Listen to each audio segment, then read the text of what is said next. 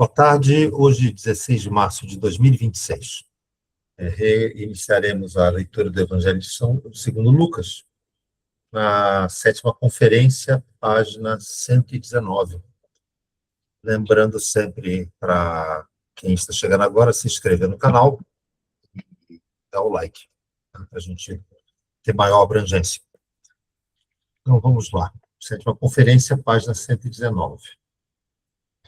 Nos últimos dias, tentamos criar uma imagem das mais importantes entidades das quais nos fala o Evangelho de Lucas. Adquirimos amplos conhecimentos daquilo que fundamenta esse documento, mas temos ainda a necessidade de acompanhar o subsequente desenvolvimento da entidade principal, e com isso, a entidade principal da Terra, o próprio Cristo Jesus. Para tanto, será necessário lembrarmos, primeiramente, o que já foi dito, que o Cristo Jesus, de cuja descrição trata o Evangelho de Lucas, aquele que mais tarde se encontra diante de nós, nasceu, por assim dizer, fisicamente como Jesus natânico da casa de Davi. Essa criança cresce até aproximadamente o seu 12º ano de vida. Tendo sua evolução progredido até essa etapa, entra em seu corpo aquele eu que certa vez esteve incorporado na entidade que iniciou a cultura persa. Desse modo, temos, a partir do 12º ano de vida, o eu de Zaratustra no corpo do Jesus natânico. Deveremos, portanto, acompanhar pormenorizadamente a evolução dessa entidade. É preciso, então, recordar-nos de um fato para o qual nossos precedentes estudos da ciência espiritual nos deixaram preparados. Sabemos que o desenvolvimento do ser humano normal caminha de modo que um período muito importante ocorre entre o 1º e o 7º ano de vida. Outro período de importância na evolução é o que se situa entre o 7º e aproximadamente o 14º ano, isso é, até a puberdade. Outro período vai do 14º ao 21º ano. Segue-se o período que finda com o 28º ano e a seguir mais outro que termina com rigor.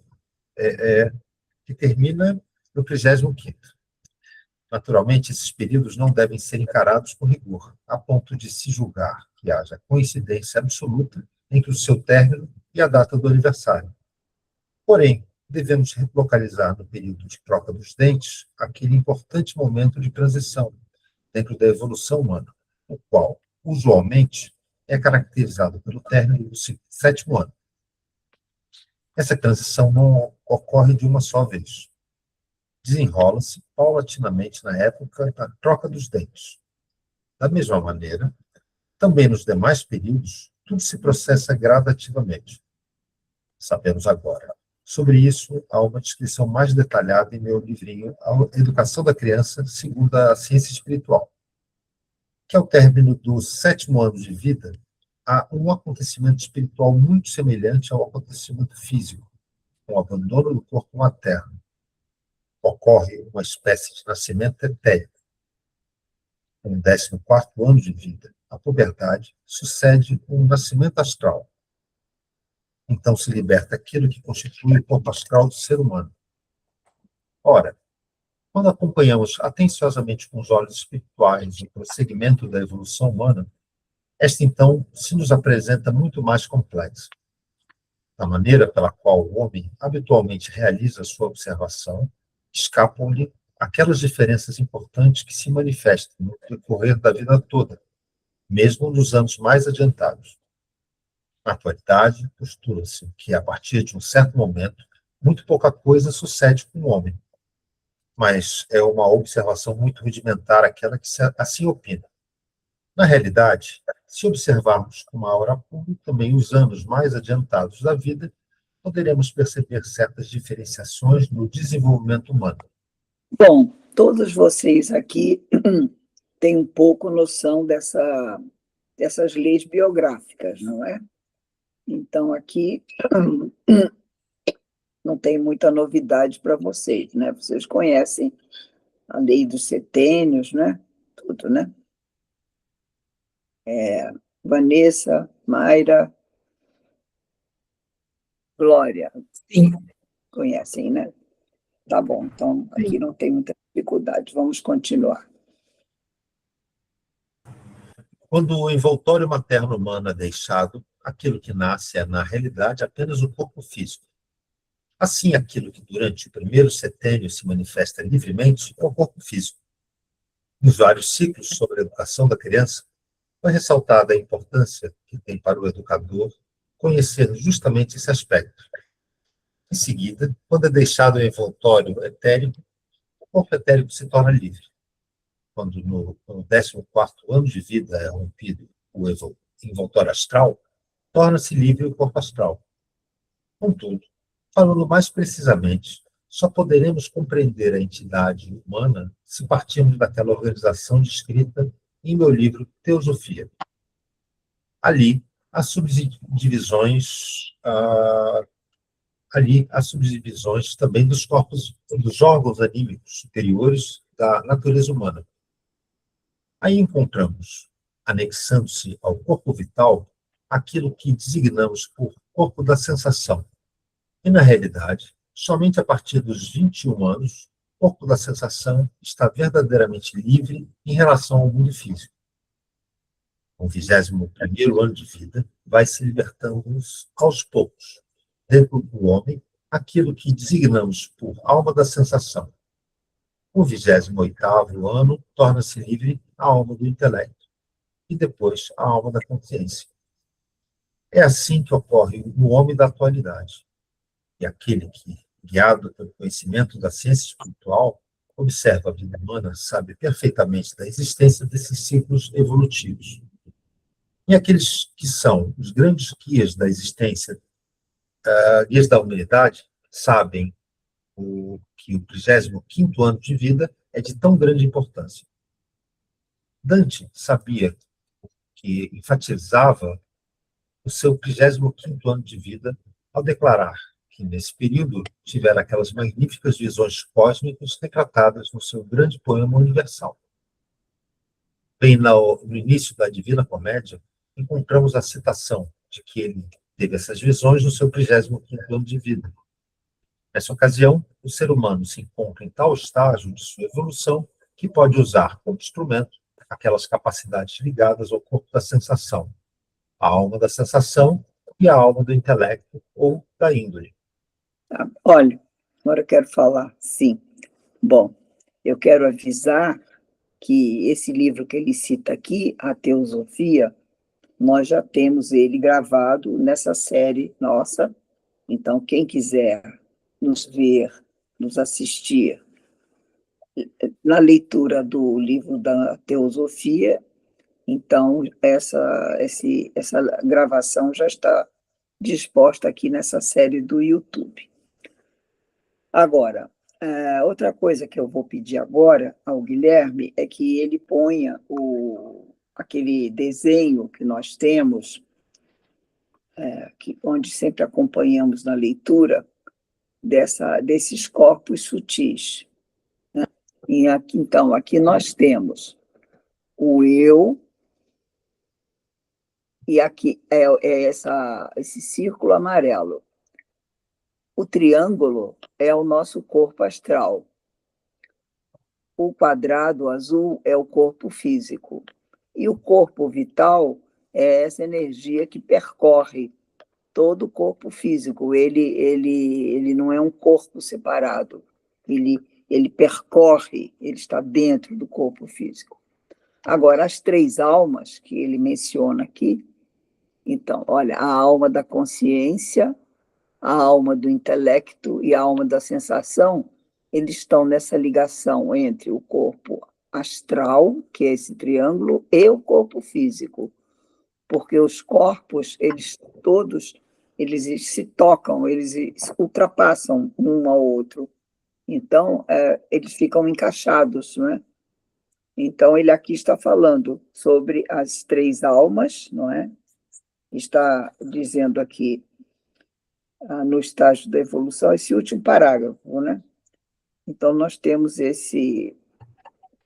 essas 3 almas que também nascem dentro do corpo astral, elas vão se desenvolvendo, né? A alma da sensação, do intelecto, e a última é a alma da consciência, que já vai pertencer ao eu.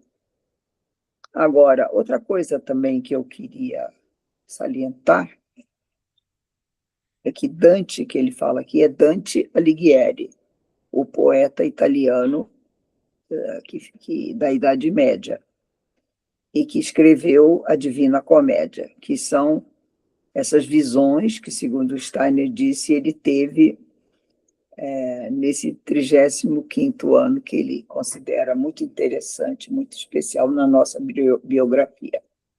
Alguma pergunta sobre tudo isso? Eu tenho. O eu não toca o corpo físico, Mary? Não, não, não. Por quê? Porque o eu, ele praticamente, ele fica assim quase que fora aqui. Ele toca o cérebro e o cérebro comanda todas a inervação. Você manda um comando, é como uma marionete. Por exemplo, eu quero mexer a minha mão. Então, o meu eu comanda o meu cérebro. E aí vai o impulso nervoso e aí eu comando a minha mão. Toca nesse sentido, né? Ele tem ligação, né? Mas eu não tenho o eu aqui na pontinha do dedo. A minha pontinha do dedo, ela não faz o que ela quer. Ela não tem, o comando dela não está aqui, o dela está aqui. O comando faz sentido? Faz. Quer dizer, o eu, ele está no cérebro, né? Ele entra pelo cérebro, e o cérebro tem todo o sistema nervoso em todas as partes do corpo, né? E temos o nosso sistema aqui embaixo, que é no corpo, a parte de baixo, e é o sistema que é autônomo, né? Que os nossos intestinos, essa parte toda aí, ela tem um comando próprio, que não é pela consciência. Eu, pela consciência, não posso fazer o meu intestino se movimentar, né? Ele tem o comando todo, são esses órgãos que são autônomos, né? E o espírito? O espírito é um estado, né? Eu acho, mais assim, né? O espírito tem a ver com quando todo esse conjunto o eu abandona o corpo, aí vira espírito, é um estado, né? Você está no estado físico, essa parte sua aqui toda, o eu, eles estão num estado que não é visível, é um estado espiritual, mas junto com o corpo. O espírito é um estado que você fica quando você não tem corpo, né?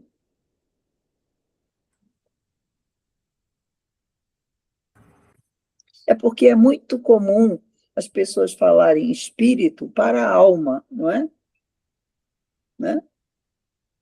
Na realidade, esse conjunto aqui, corpo astral, essas almas, né? Corpo astral e o eu, esse conjunto aqui,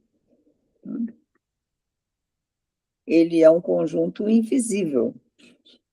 E as pessoas usam muito a palavra espírito para alma, essa parte nossa que não é visível. Entendi que a alma... Espera que eu tenho aqui. A alma abriga o espírito. Isso. Seria assim, mais ou menos, né? Nossa alma abriga o espírito. Exato. Seria mais ou menos isso. O nosso espírito é um conjunto, né? No momento, nós não estamos no estado espiritual. Nós estamos no estado da matéria. Aqui na Terra, todos nós temos um espírito que está com essa versão material, tá certo? Abrigada pelo corpo. Mari, Sabe? esse eu, no processo encarnatório, ele desce junto com a alma, passa por todos os caminhos ali dos planetas para ser encarnado. Pelo que eu entendi, então, esse eu, ele toca nesse cérebro que entra nessa forma aqui mais corporalmente seria, e a alma ela atua nesses três corpos. Sim, você está vendo aqui que o Steiner está dizendo, por exemplo, um bebezinho, ele ainda não atua, o corpo astral não atua nele ainda. Só vai atuar quando tem 12 anos, entendeu? A primeira infância, aquela lá, nós temos só o corpo físico e o corpo etérico. O resto todo está num estado latente, embrionário. E outra coisa, quando nós não estamos na Terra, estamos nesse estado espiritual, o que sobra de nós é eu gosto de dizer, uma caixa preta. É algo que sintetiza, quer dizer, você, nesse processo de falecer, isso também está na teosofia, essa primeira noção de morte, né? Então, você primeiro separa o corpo físico, separa do etérico e do astral, do eu, e depois de uma semana o corpo etérico e o corpo astral, eles vão se soltando, não é? No começo está tudo encaixadinho ainda, né? Vocês nunca viram esse fenômeno quando a pessoa falece e que ainda demora para enterrar, e que ainda a unha cresce? Às vezes tem até uns espasmos. Exato. O homem nasce barba, ainda cresce a barba. Isso ainda é o etérico que está ali. Ele vai saindo aos poucos. Não é assim, morre, tum, Você sai. está falando da morte cerebral? Não, a morte mesmo, física. Né? Na morte cerebral, o corpo está vivo ainda, né? Mas eu digo assim, mesmo falecido, né? Porque aqui no Brasil a gente já enterra 24 horas, mas em outros países levam uma semana para enterrar. Mais até. Na Inglaterra é 4 semanas. Então, demora. Então, às vezes, ainda nasce barba, ainda nasce unha, você entendeu? Porque o corpo etérico ele vai saindo lentamente, né? Aí depois sai o astral, o corpo astral também leva um tempo. É feito eu gosto de falar assim, feito um desses foguetes que vai largando aqueles pedaços assim, né? Desacoplando, né?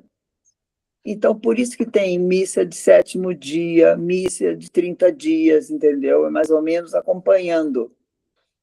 E aí, no fim, sobra, então, esse eu, essa caixa preta, e aí vai passando, nós lemos aí num outro livro, todo o caminho que as almas fazem, né? Recentemente eu perdi um amigo armênio ortodoxo e lá eles fazem 40 dias. 40. Acompanhando, né?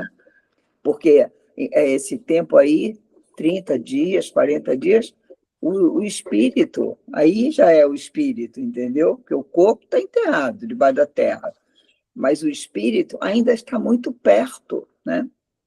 Ele ainda não entendeu, ainda está soltando dessa atração da terra, né? Para ele seguir o caminho dele, que ele tem que fazer, então, todo aquele caminho. Caminho O esse que é a alma, é isso, né? é. Tá. Ô, mãe, eu só não entendi uma coisa desse desenho. O triângulo, ele é o etérico ou o astral? Aqui embaixo está etérico. Filho, o triângulo é o astral, porque o astral tem as 3 almas. Ah. O etérico é muito difícil de você fazer. Ele percorre, ele está circulando, tá? Ele é encaixado no corpo físico.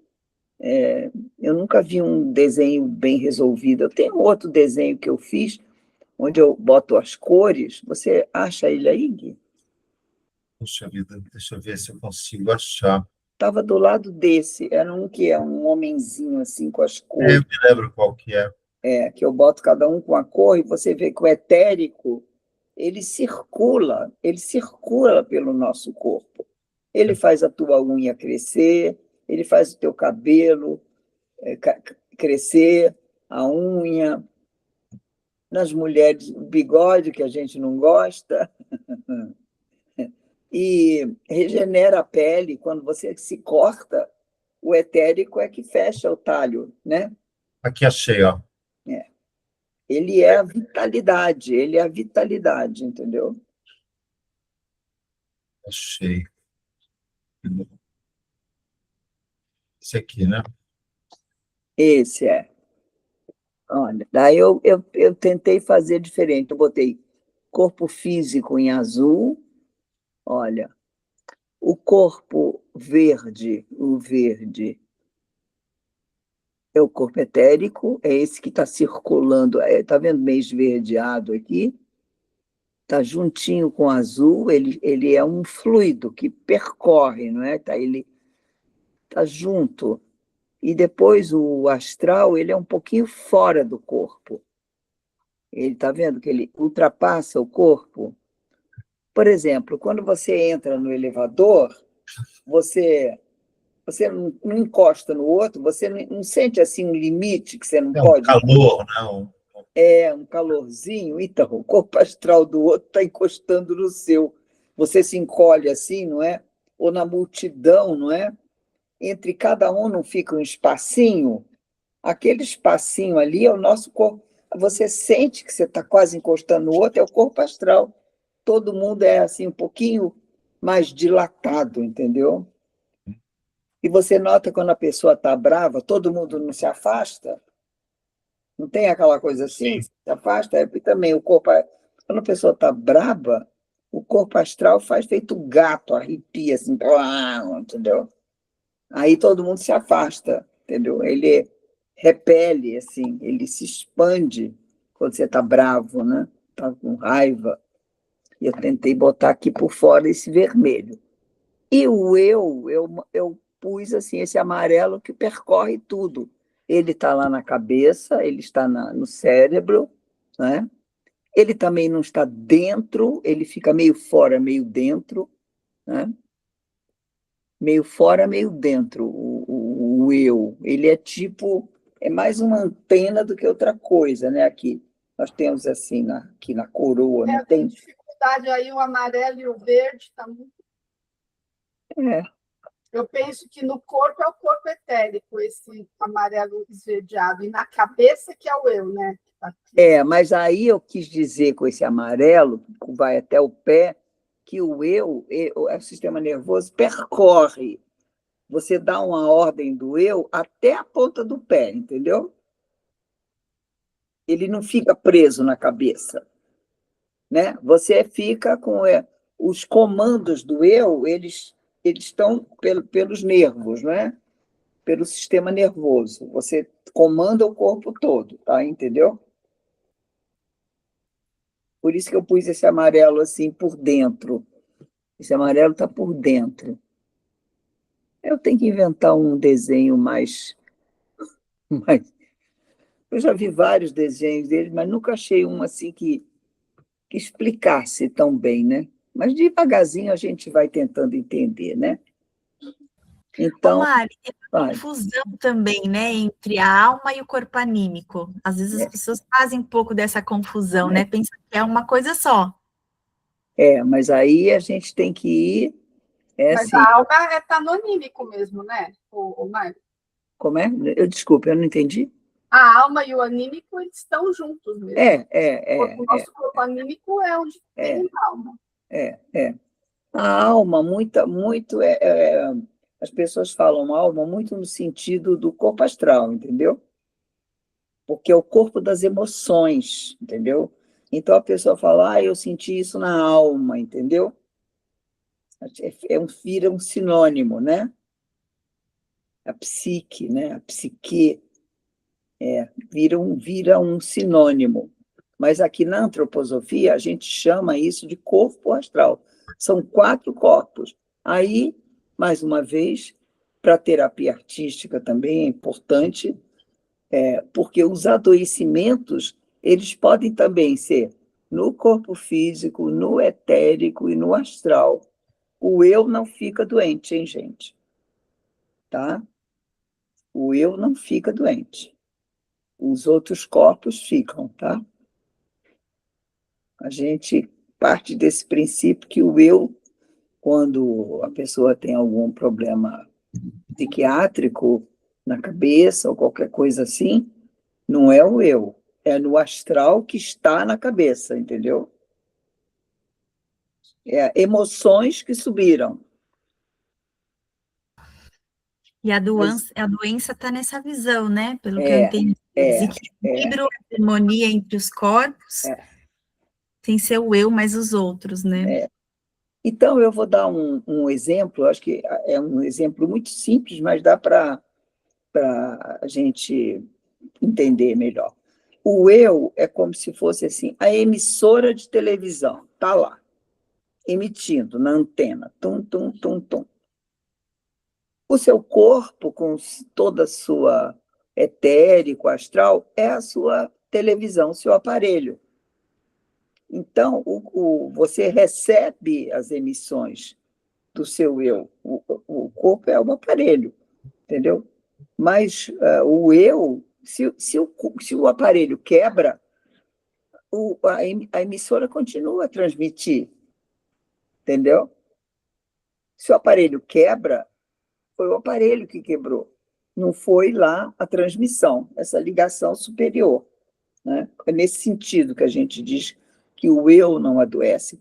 Quando há uma doença, é que houve um desalinhamento. Sabe quando a antena lá, com aquelas antenas ficavam lá em cima, você tinha que andar no telhado assim, procurando a estação? É mais ou menos isso. Você desalinhou. O corpo desalinhou, não está recebendo os pensamentos de uma forma clara. Então, tudo que se faz, a medicação e todos os procedimentos são para alinhar os corpos para que ele receba as ordens e os comandos e as coisas do eu. Que conta é o eu. Entendeu? E se o corpo está desalinhado, se o corpo está fora dos padrões para receber aquele eu, então é uma doença, é um sintoma,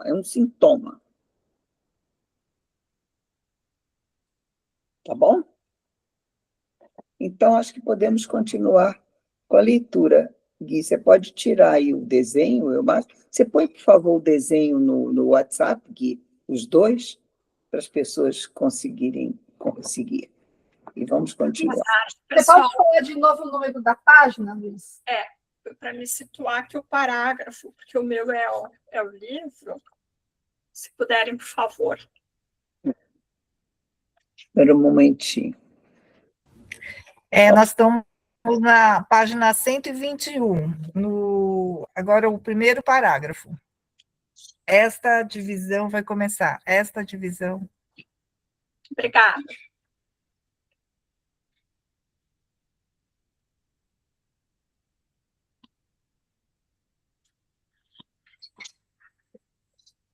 Luiz? Alô. Não, é que eu estava só tentando fazer uma coisa antes. Vamos lá. Essa divisão sempre foi conhecida daqueles que falaram do homem no sentido da nossa evolução.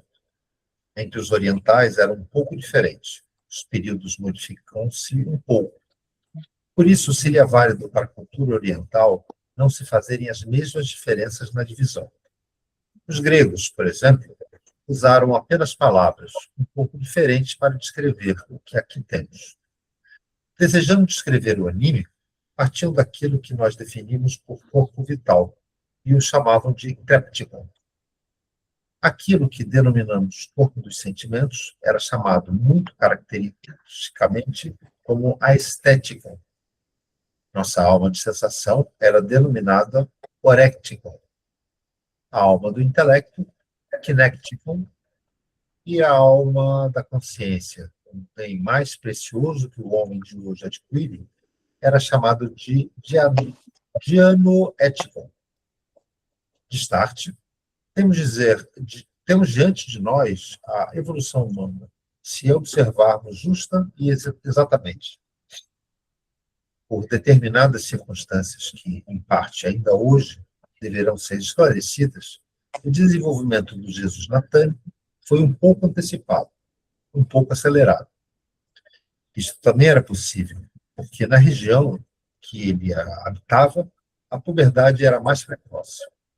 Contudo, Havia para ele outras razões relevantes para lhe sucederem aos 12 anos os acontecimentos que habitualmente ocorrem aos 14.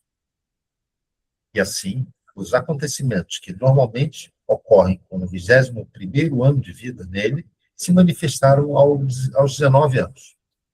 E aquilo que ocorre aos 28 e 35 anos sucedeu-lhe aos 26 e aos 33 anos. Aqui ele tem uma tabelinha da evolução da idade normal e do Jesus natânico, conforme ele falou, né? Então, o seguinte, é este, por assim dizer, o esquema do desenvolvimento da entidade central da Terra. Devemos considerar agora que até o 12º ano de vida, temos o Jesus natânico, mas que a partir dessa idade revive nele o eu de Zaratustra, fisicamente diante de nós. O que quer dizer isso exatamente? Nada mais, senão que esse eu amadurecido, a partir do 12º ano de vida do Jesus natânico, passou a atuar em seu corpo astral, em sua alma de sensação e em sua alma do intelecto.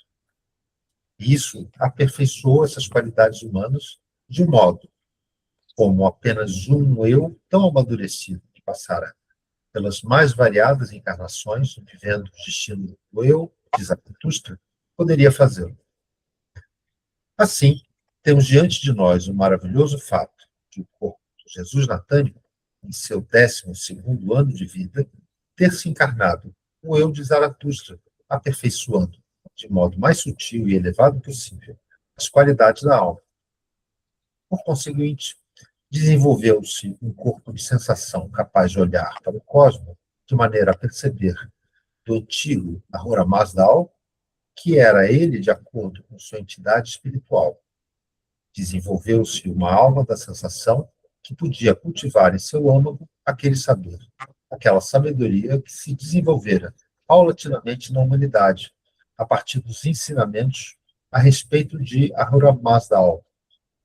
E desenvolveu-se, então, uma alma do intelecto que tudo captava, isto é, sabia expressar em conceito, em palavras, de fácil compreensão, aquilo que fora antes entregue à humanidade apenas partindo do exterior, por intermédio das correntes espirituais.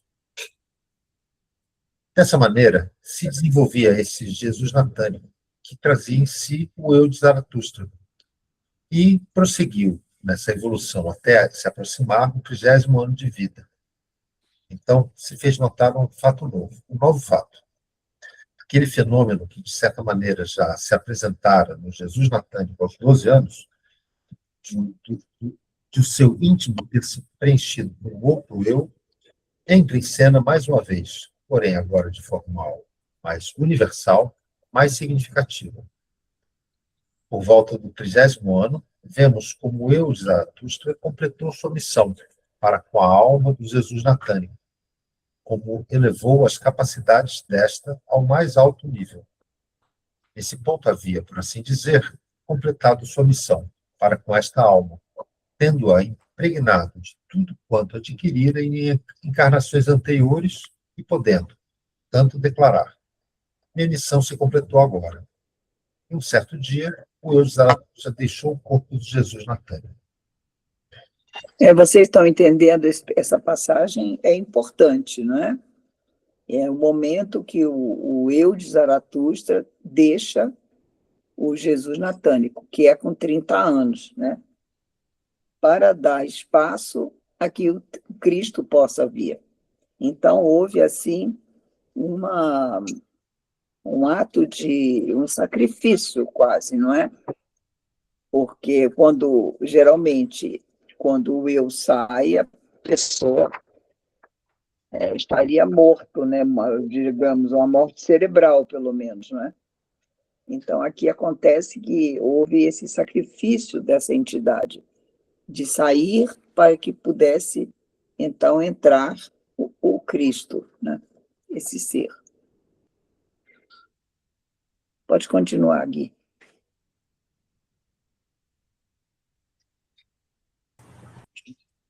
Vamos lá. Dessa maneira, se desenvolvia esse Jesus natânico que trazia em si, não, isso aí já foi. O eu de Zaratustra viveu, hoje, no corpo de Jesus salomônico, somente até os 12 anos. Por essa razão, esse menino não teria podido desenvolver-se mais no plano físico. Permaneceu, por assim dizer, estacionário, no ponto de evolução em que se encontrava, por ter se retirado dele o eu de Zaratustra, que nele vivia. É verdade que ele atingira uma elevada e excepcional maturidade, por trazer dentro de si um eu tão evoluído. Quem houvesse observado o menino Jesus salomônico apenas exteriormente, teria dito que tratasse de uma criança muito precocemente amadurecida. Entretanto, a partir do momento em que foi abandonado pelo eu de Zaratustra, ele estagnou, não mais conseguindo progredir. E quando se aproximou a ocasião em que, um tanto prematuramente, a mãe do Jesus natânico faleceu, isto é, seus membros espirituais foram transferidos para o mundo espiritual, ela levou consigo aquilo que fazia parte do Jesus salomônico como valor eterno de força plasmadora. Essa criança morreu também, mais ou menos na mesma época em que faleceu a mãe do Jesus natânico. Que é a época aí daquela apresentação ao templo, né? Mais ou menos nessa época, né? Aos 12 anos, né?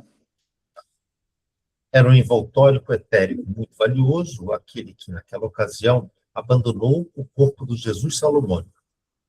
Sabemos que é a partir do momento aproximado em que a criança transpõe o seu 7º ano de vida, entre o 7º ano e a puberdade, que o corpo etérico alcança um desenvolvimento especial. Este era, portanto, um corpo etérico desenvolvido pelas forças que emanavam do eu de Zaratustra. Sabemos que na morte, o corpo etérico deixa o corpo físico, que tudo quanto não é de valor para a eternidade é despido na vida humana normal, sendo levada apenas uma espécie de extrato do corpo etérico. No caso do Jesus salomônico, a maior parte imaginável do corpo etérico era útil para a eternidade. Todo o corpo etérico dessa criança foi levado aos mundos espirituais pela mãe do Jesus natânico. Ora, o corpo etérico é o plasmador e o construtor do corpo físico humano. Podemos, portanto, imaginar que existia um profundo parentesco entre esse corpo etérico salomônico, que fora levado para os mundos espirituais, e o eu de Zaratustra, pois ambos estiveram unidos por 12 anos em seu peregrinar pela Terra. E quando o eu de Zaratustra deixou o corpo de Jesus de Nazaré, devido à evolução deste, abandonando, por assim dizer, o corpo do Jesus natânico, começou a manifestar-se essa força de mútua atração existente entre o corpo etérico do menino Jesus salomônico e o eu de Zaratustra. Uniram-se novamente e viveram no corpo físico.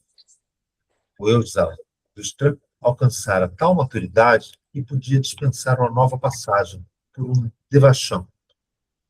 Podia, após um período de tempo relativamente curto, com auxílio do corpo etérico já caracterizado, construir um novo corpo físico. E assim, pela primeira vez, nasceu aquele ser que, a partir de então, sempre reaparecerá. Reaparecerá de maneira tal que apenas nos curtos períodos de tempo decorrem entre sua morte física e um novo nascimento. Desse modo, esse ser, ao deixar o corpo físico através da morte, aparece logo em seguida na Terra em nova encarnação. Então, isso quer dizer que o Zaratustra está entre nós ainda. Entendeu? O eu Zaratustra. Parece que sim. Parece que sim. Fazendo alguma coisa, não é? Porque ele nunca vem à toa, não é, Gui? Ah, sim. Nunca vem à toa. É. Isso aí. Pois é. O que vocês acham desse trecho aqui, hein? É bem misterioso, né? Esse trecho aí. Muito, É bem, né? bem esotérico, né? Érico. É um exercício tanto para poder a gente acreditar, né? É bem esotérico mesmo, né? Para mim, um desafio enorme. De certa forma, assim, ele fala assim que se fortalece de alguma outra coisa o etérico do planeta, né? Isso quer dizer a memória, né? Isso quer dizer a vitalidade do planeta, e ao mesmo tempo você tem um eu elevado em corpo físico permanente aqui. Mas é porque ele deve ter uma missão, não é? A missão dele sempre não é trazer o conhecimento. A missão primeira dele não foi trazer o monoteísmo, essa noção do Cristo que está no etérico, do Sol, e que habitava lá, não é? A Ahura Mazdal. Então, eu acho que deve ser sempre, talvez, em épocas de dúvida, né? Ele apareça para reforçar, não é? Steiner nos deixa com essa interrogação aqui, né? Vamos ver se mais tarde ele nos conta, não é? Mas, assim, é muito parecido com o conflito interno que a gente tem hoje em dia, né? O retorno espiritual, a espiritualidade significa o retorno a alguma coisa dentro da gente. É. Mas o mundo nos puxa absolutamente para fora, né? Para essa visão aí que Zaratustra até trouxe de conexão com o exterior, com a compreensão desses ritmos todos e que nós somos... Nisso que você está falando, Desculpa.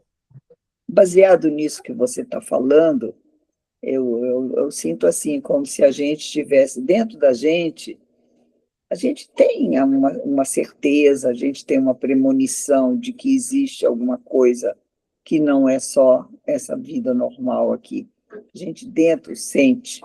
Então, parece que precisa de alguém fora que confirme.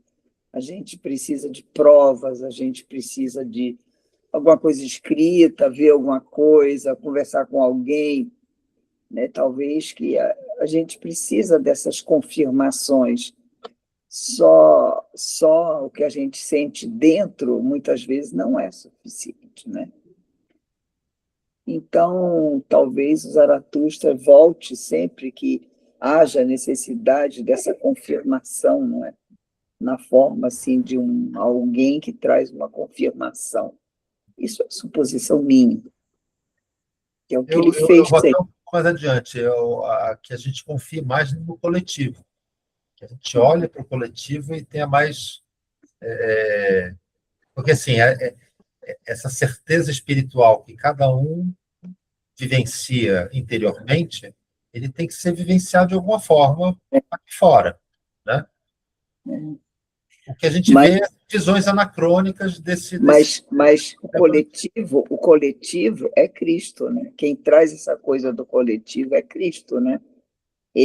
Primeira coisa que ele fez quando ele, para fazer a obra dele, ele juntou os 12 apóstolos, né? E a gente nunca esqueça isso. Não tem o trabalho interno é solitário, mas o trabalho externo é de grupo, né? Jesus não ficou sozinho falando ele mesmo, ele tinha um grupo, ele escolheu 12 pessoas simples do povo, pescadores, pessoas que estavam ali, que certamente chegaram perto dele por similitude, por atração, pela mesma energia, mas ele andava com aquelas pessoas e tinha aquele grupo, e depois foi esse grupo que foi pregar, né? Então, eu acho que isso aí é Cristo, eu acho que isso é a mensagem do grupo. Não se afaste de grupo, não fique sozinho, né? Só, mas aqui, ao pé da letra que está dizendo, você entende, é que quando Zaratustra saiu do corpo, abandonou o corpo de Jesus natânico, ele se encontrou novamente com o corpo etérico do Jesus salomônico e levou um corpo físico para isso. Então, ele foi aí contemporâneo, não é? Estava o Cristo no Jesus natânico e o Zaratustra numa pessoa que a gente não sabe quem é. Não era o Jesus salomônico, mas era o etérico do Jesus salomônico. né? Era o etérico do Jesus solomônico. Mas aí continue a ler, porque aqui no fim ele disse: e sempre reaparecerá de maneira tal que apenas curtos períodos de tempo decorrem entre sua morte física e um novo nascimento. Quer dizer, nós todos morremos, mas, segundo Steiner, tem um tempo, né? Não reencarnamos, mas ele tem essa permissão. Por isso que eu digo que ele é da urgência, é quando necessitam. Ele tem um trabalho, né? Então, a gente pode dizer que o Steiner foi encarnação também. Eu tenho esse... Mas eu já não sei se Steiner foi também encarnação. Não, Agora, outra coisa também que a gente deve marcar é que o Zaratustra, junto com os persas, é o da ciência, não é? medicina. Então tem a ver com... Quem ficou foi o Jesus natânico, o do Buda, do amor, aquele que nós conhecemos. Mas o da ciência, o Zaratustra, ele ficou reencarnando. Ó, e nós que estamos agora nessa idade da ciência, ele está por aí, tá, Gui? Está por aí. O Ele tá por próximo aí. é demais. Fala que ele viveu como o Mestre Jesus. Vamos continuar um pouquinho para... Então vamos continuar, mais. vamos. A gente se encanta com a frase e fica ali, mas vamos continuar então. Vamos lá. Lá. Essa entidade que fora buscar novamente seu corpo etérico da maneira descrita, caminha doravante pela história da humanidade. Como os senhores podem bem imaginar, tornou-se o maior auxiliar daqueles que queriam compreender o grande acontecimento da Palestina. Sob o nome de Mestre Jesus, essa individualidade atravessa nossas novas épocas, de modo que Zaratustra, o eu de Zaratustra, após o reencontro com seu corpo etérico, iniciou sua carreira como o Mestre Jesus, vivendo em nossa Terra sempre em novas encarnações, para orientar e direcionar aquelas correntes espirituais que designamos por cristãs. É ele o inspirador daqueles que desejam compreender o cristianismo vivo e evolutivo. No seio das escolas esotéricas, inspirou aqueles que tinham por missão zelar continuamente pelos ensinamentos do cristianismo. Por trás das grandes formas espirituais do cristianismo está ele, sempre ensinando o significado real do grande acontecimento da Palestina. Mas Diga. o Mestre Jesus que ele fala assim, não é Jesus, não é Cristo, né? Ele aí vai fazer, entendeu? É por isso que eu falei que pode ser encarnação aqui, ó. Entendeu? Porque eu não entendi, então. Eu não entendi. Se não é o Mestre Jesus, ou se não é o Jesus Cristo, que seria... Então vamos continuar aqui, quem sabe. Vamos agora aqui, vamos continuar aqui, quem sabe a explicação está embaixo. Tá bom. Este eu de Zaratustra, que vivificou o corpo do Jesus natânico do 12º ano ao 30º ano de vida, encontrava-se agora fora desse corpo, no qual penetrou uma outra entidade. Isso aí. O momento em que se deu esse acontecimento, o momento que, propriamente, o eu sublime entrou no Jesus natânico no lugar do eu de Zaratustra, é caracterizado nos evangelhos como sendo aquele do batismo por João, no Rio Jordão. Já por ocasião da palestra a respeito do evangelho de João, foi ressaltado ser o batismo, naqueles tempos remotos, algo muito diferente daquilo que viria a ser mais tarde, quando se tornou apenas um símbolo. Também João Batista o executava de forma diferente.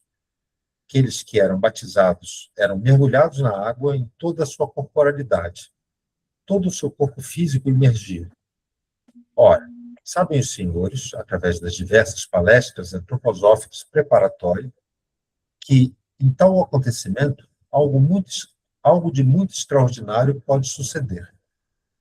Já na vida comum, pode acontecer que uma pessoa, por exemplo, esteja prestes a se afogar, e nesse momento leve um choque tal que veja a sua vida toda passar à sua frente, como se fora um imenso panorama espiritual.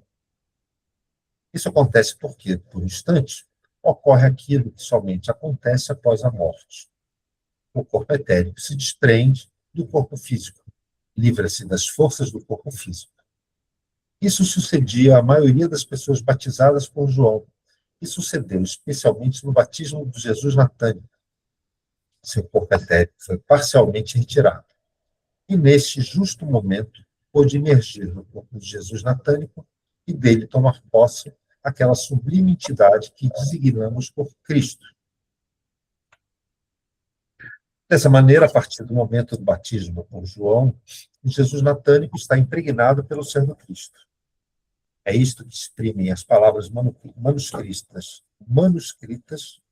nas mais antigas escrituras. Este é meu filho muito amado, e hoje eu o gerei. Isso significa que agora foi gerado o Filho do céu, o Cristo. O fecundador foi a divindade una que permeia o cosmos. O receptor foi o corpo e toda a organização de Jesus na Tânica, o qual havia sido preparado para receber o germe vindo das alturas. Este é o meu filho muito amado, e hoje eu o gerei. Assim está escrito nos mais antigos evangelhos manuscritos, e assim deveria ser verdadeiramente escrito nos evangelhos. Lucas 3:22. Então, Mary, Então, fale. quando ele diz aí, né, que é da Bíblia, né? Este é o meu filho muito amado, hoje eu gerei. Quando fala filho, então quem estaria falando é Deus? Como seria? Porque aqui o Steiner não usa em nenhum momento Deus. Quem estaria dizendo, então, esse Então, mas aí não é a Santíssima Trindade, porque tem Deus, Filho e Espírito Santo. Quando essa pessoa que ele chama de pai, porque ele também vai falar pai, né? Basta de mim esse cálice, né? Essa entidade seria o pai na Santíssima Trindade, né? Agora, voltando aqui para aquele Mestre Jesus lá em cima, o Mestre Jesus é Jesus antes do batismo, estou entendendo, entendeu? Que está vivendo com o eu de Zaratustra, né?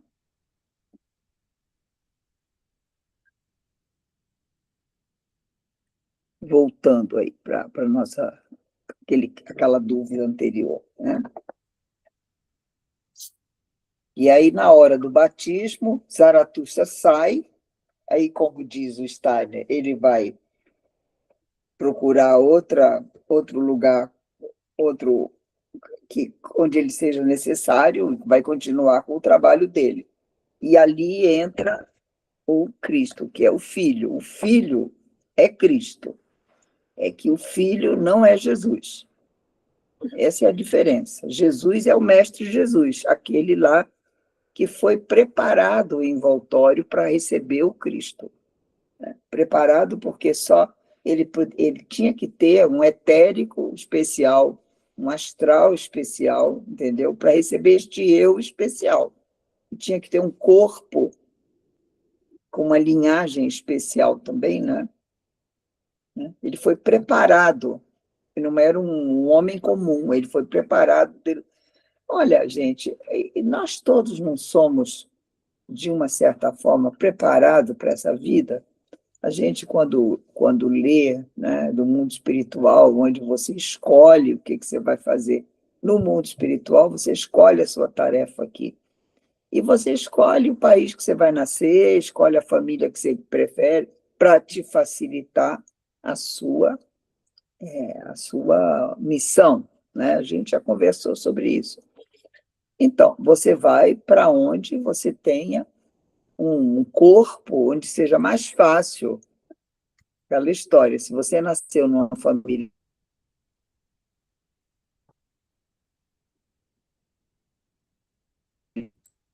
vai ser mais fácil se você for músico, né? Ou se você for escritor, então é mais fácil você estar num lugar que você tem acesso, enfim, por aí. Cada um tem a sua missão. Da mesma forma que também foi preparado um corpo, né? os seres superiores que nos criaram também essa, essa, esse ser, essa linhagem, né, que se juntou para formar esse corpo. Depois veio um astral de Buda, veio o etérico de Buda, o astral de Zaratustra, veio o eu do Zaratustra depois, né? Depois que esse eu sai e dá lugar ao o filho de Deus, o filho do Pai, né? Que Mas é o que Cristo. também precisa saber, aqui ele diz, né, que parte, não sei, parcialmente, do corpo etérico, né, também foi retirado, não só o eu de Zaratustra, mas o corpo Uma parte etérico, essa é, né? é. Enfim, é mais ou menos essa história que ele acha que também está no... Aí, e tudo isso ele percebe no Evangelho de Lucas, não é? Né? Ele que conta, parece que o Evangelho de Lucas vai contar essa história um pouco mais esotérica, né? Não é só os fatos para fora, são os fatos para dentro também, não é? Ocultos, não é? Esse olhar também, né? Agora ele vai falar um pouco quem é essa entidade que é o Cristo, né? Ele vai falar um pouco dessa entidade. Então, vamos continuar um pouco ainda, né, Gui? Dadá, Gui? Sim, em 18 minutos. Então, vamos.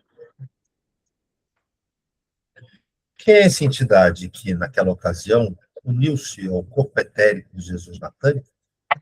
Não podemos compreender essa entidade do Cristo dirigindo o nosso olhar apenas para a evolução terrestre.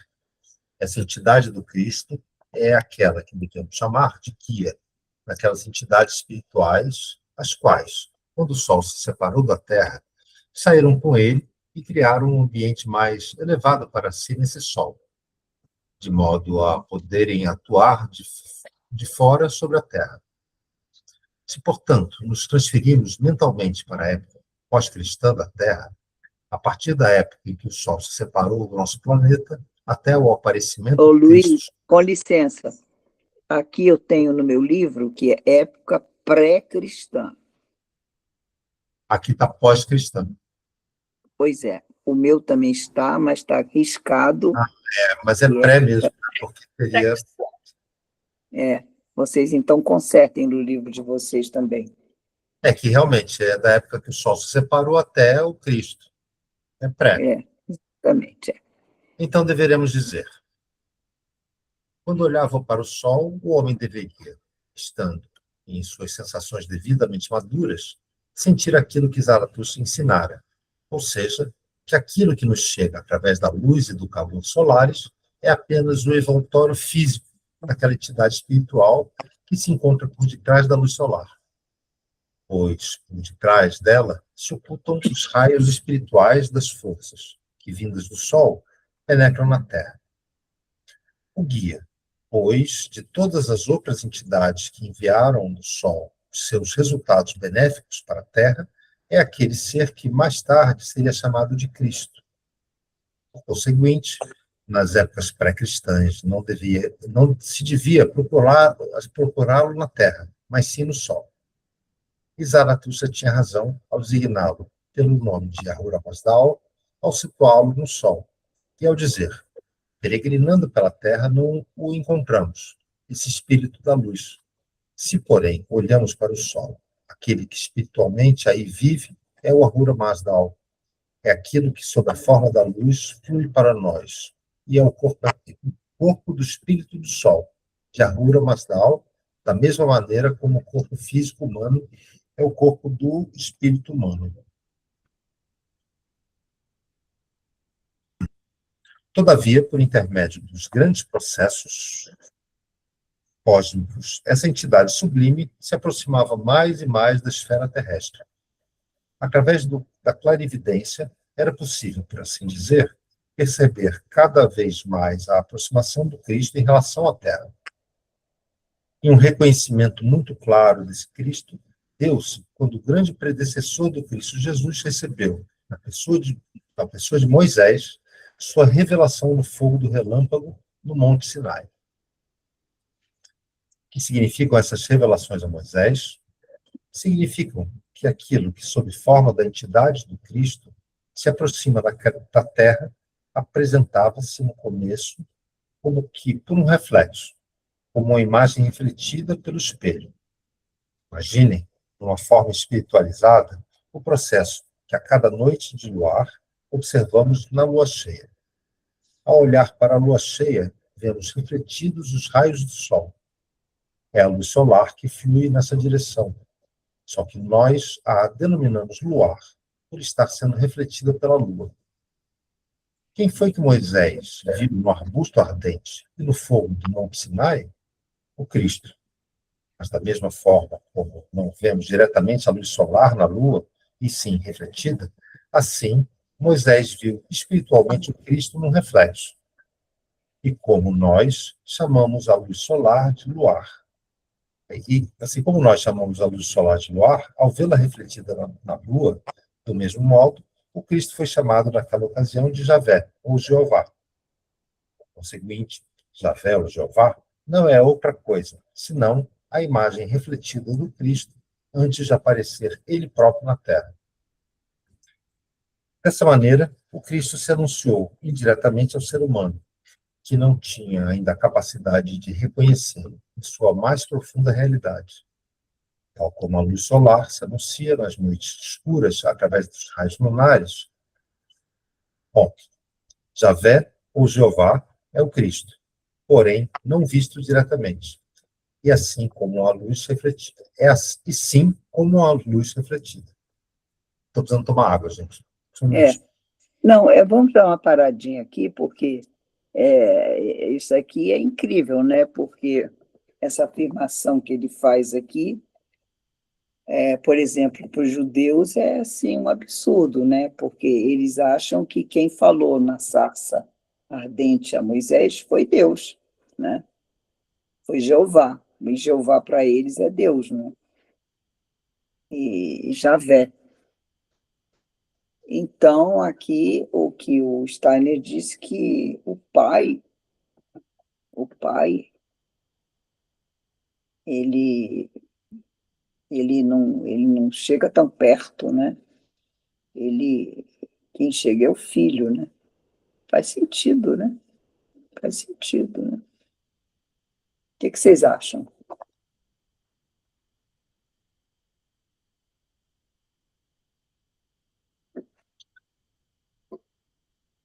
Ele não disse, eu sou a porta? Você chegará ao Pai através de mim?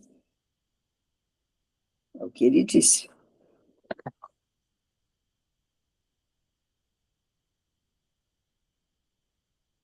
O que vocês acham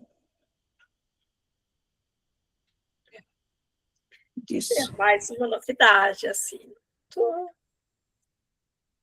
muito diferente, muito forte. É diferente, né? Porque a gente está acostumado com aquilo tudo já. Tararã, tararã, tararã. A gente já leu na Bíblia, a gente já viu o filme, já viu. Não teve lá o filme Os 10 Mandamentos, já teve tudo explicadinho. Aí o Steiner vem aqui e fala: não é bem assim, não. A gente tem que tomar uma outra consciência, não é? Ver como é que isso faz sentido para nós também, não é? Tem também uma forma já clara, então, de anunciação de que Cristo viria, né? Já mais um lugar, mais uma forma, né, de ser, olha, este é o Cristo e ele virá. Exatamente. Mais um lugar do Antigo Testamento, não é um lugar onde foge para a palavra, mas enfim, mais um momento que já referencia e diz, olha, esse Cristo está ali, vai vir.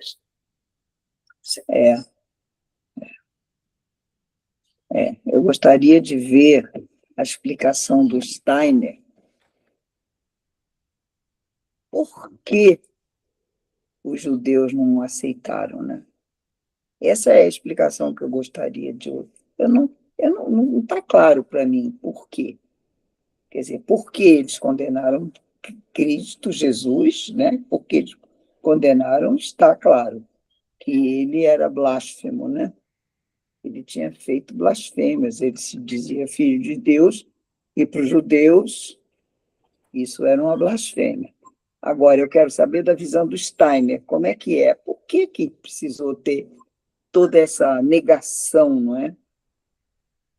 E todo esse sofrimento, né? Porque é um povo que estágio sofreu. Ao estágio evolutivo, não estaria vinculado ao estágio evolutivo deste período, dessa parcela da humanidade?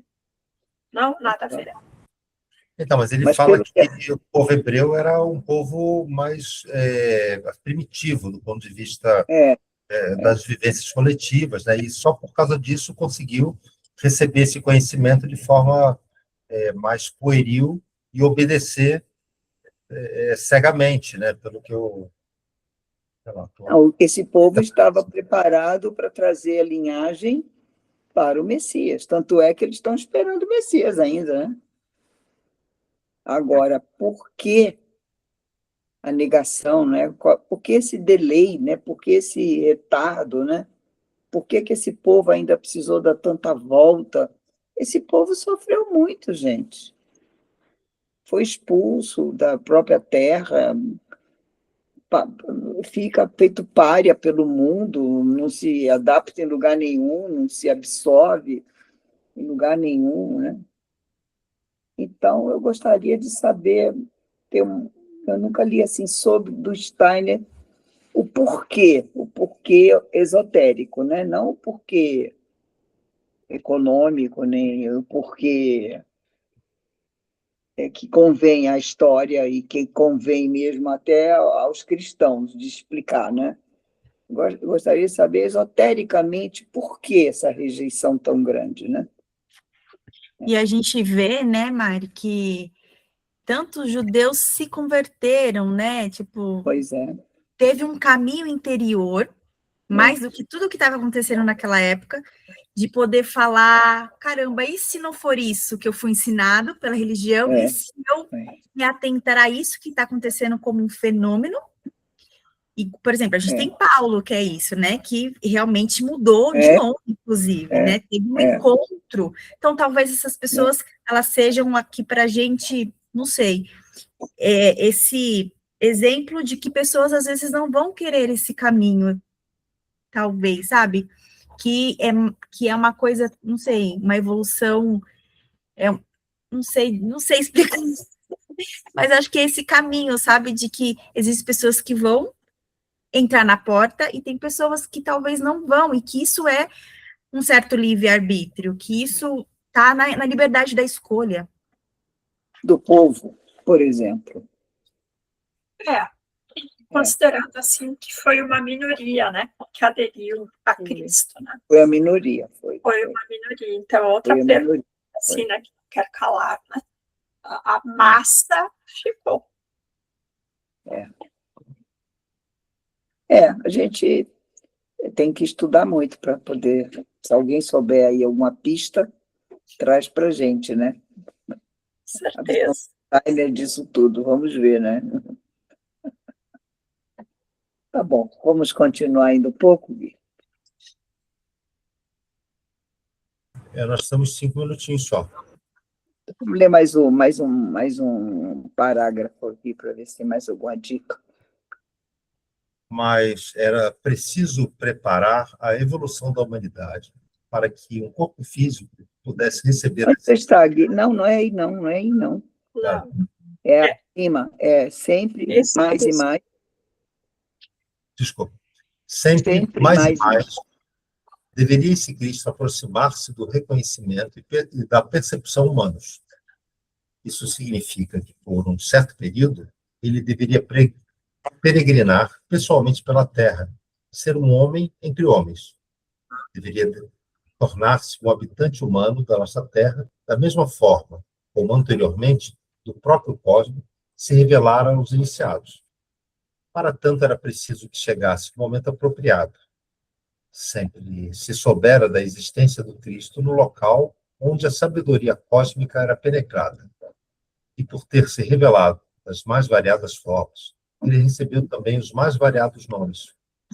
Zaratustra chamou-o de Ahura Mazda, por ele haver se revelado no manto da luz solar. Aqueles grandes mestres da humanidade que viveram na antiga Índia, logo nos primeiros tempos após a catástrofe atlântica, o chamavam de santos rishis,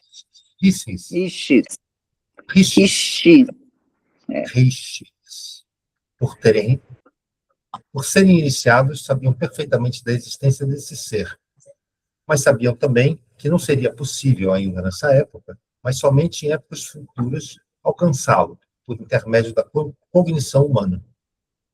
Por esse motivo, a explicação para aquela época era que esse ser vivia além da região dos sete rishis, sendo chamado Vishna Karma. Portanto, também eles ensinavam a respeito desse ser, que chamavam de Vishna Karma, e que Zaratustra chamava de Ahura Mazda. São nomes diversos para a entidade, que, descendo paulatinamente de alturas espirituais, aproximava-se da Terra. Ok. Bom, Mas era... então, Vamos parar. vamos parar aqui, né? Tá bom. Ele vai começar a explicar alguma coisa aqui. Gente, eu estava aqui pensando também, né? Voltando, que essa pergunta ficou muito latente, né? Porque o povo judeu negou, né, até hoje, esse impulso crítico. Eu fiquei aqui também pensando que o povo judeu, eles esperavam um Messias físico e carnal, que fosse ali, que derrotasse Roma, né, que tivesse esse impulso mesmo da terra. E, na verdade, o Cristo, ele é uma outra proposta, né? Eu não Porque sei. ele é um ser espiritual encarnado, mas ele não veio para mostrar poder, não veio para nada disso, né? Então ele foi muito aquém das expectativas, né? E não foi reconhecido, né? Não foi aceito. Ele é mais uma energia, não é, do que uma muleta, não é? Então, ele tem essa característica de estar sempre, assim, nessa época, ele não era organizado o suficiente para realmente tomar o poder, como ele é hoje, né? Os judeus se organizaram ao longo da história por consequência de várias histórias que foram fazendo deles a pessoas que foram se adaptando dentro de ambientes cosmopolitas, né? De ambientes urbanos, né? E aí Eles foram aprendendo também com outros povos, né? Eles foram também... E tem essa questão também da não exclusividade do povo hebraico, povo hebreu ali, né? Não tinha essa exclusividade. Cristo, ele vem para todos. Então, tem mais isso também, né? Não é físico, é espiritual. Não é um reino de poder de sangue, igual o povo judeu tinha como espelho de libertação ali do povo judeu. Então, era um lugar que estava além, era o espiritual, era a evolução, era o amor que une todos, não especificamente aquele povo. Então, acho que isso também cria mais barreiras para se acreditar, né? Não era um Deus deles, era um Deus de todos, né? Ele veio para todos, ele não veio só para o povo judeu. Ele fala várias vezes, né? Ele veio para todos. Então, isso talvez foi um impedimento grande, né? Bom. Eu, assim, como descendente judeu, acho eles bem primários. Apesar de tantos nobres, né? Eles têm uma atitude muito primária, muito estranho. E hoje a gente vê isso refletido num ambiente bélico, belicista, parece um monte de criança brincando no parquinho, de jogar areia um no outro. Isso que você falou do Nobel, isso aí é a alma da razão. Eles têm muito... A alma da razão tem a ver com o intelecto, viu, gente? É essa parte pensamental do intelecto. A alma da sensação tem a ver com as emoções, com essa coisa mais simples. E aí o intelecto é a alma da razão. Agora, a alma da consciência é outra coisa. Quando a humanidade, ou cada um de nós, vai ter que ir subindo, né? Cresce o patamar, Vai amadurece. conquistando, vai conquistando. Sabedoria, talvez, né? Você tem gente que fica na alma da sensação. Tem gente que para ali, cresce até ali. Tem gente que vai até a alma da razão, quer dizer, essa parte intelectual, muito prêmio Nobel, muito estudo, muita ciência, é aí. Agora, a alma da consciência é outra coisa. Para você chegar no eu, na consciência pessoal, né? Você toma posse de você mesmo. Enquanto você não chega aí, você facilmente é capturado pelo outro. Você vai fazer o que o outro quer. Não tem espaço, né? Eu acho assim que vai ao encontro que você deve estar, vocês duas estão até respondendo, é Maíra, né? Maiara, é bem isso. Como é que ia ter espaço nesse todo tão engessado, tão fechado, tão quadrado, né? Tinha espaço para um Jesus natânico, né? Por isso que eu estou vendo assim, indo ao encontro do que vocês duas colocaram, né? A mim me parece isso, assim, não tinha aquele arcabouço todo, né? E que não difere muito em todos os muçulmanos, né? Cada um dentro do seu quadrado rígido, esperando uma figura concreta e perene em cima do autoritarismo que eles mesmos já tinham, né? E ainda tem. Bagunçava muito as instituições deles e as coisas muito deles, né? E sempre se acharam um povo eleito. É uma coisa muito de ego também, não é? Tem uma coisa Eu acho de que ego. É bem, para mim, a imagem que o Luiz pôs é perfeita. Criança birrenta, que não abre mão. Não falava, não tinha relação com os outros povos, né? Brigavam com os samaritanos o tempo todo. É um individualismo muito forte. Tá bom, queridas, vamos ver como é que isso tudo vai continuar, né? Está tudo tão presente outra vez, né? O retorno, né? Assim, tem um retorno, né? Retorno sem avançar, isso que é, né? Retorno e não avança. E também, aí você vê também que eles também não têm mais profetas, né? Eles não têm mais. Eles têm os rabinos que são considerados assim, muito sábios e tal, mas é para uso interno, eles lá que sabem. Qual é o profeta que ia ter coragem de chegar nesse mundo deles tão maluco, né? Tão infantil, né? Como ele está dizendo. Mas é muito, muito... Vamos ver o que vai acontecer, né? Nós estamos aqui de camarote assistindo, né? Tentando entender, né? Tá bom, então vamos ler a nossa poesia do nosso verso do Steiner, e vamos esperar que esse ambiente mundial melhore um pouco, né? Está muito pesado, né? Tá bom, então vamos lá. Prece para os anjos da guarda. Espíritos de suas almas, efetivos guardiões, possam vossas asas levar o amor suplicante de minha alma aos seres humanos nas esferas confiadas a vossos cuidados, para que, unido à vossa força, possa meu amor irradiar em auxílio das almas que ele amorosamente busca. Rudolf Steiner. Até para a semana, se Deus quiser. Obrigada. Uma ótima semana. Beijo, gente. Até. Semana para todos. Tchau. Também, tchau.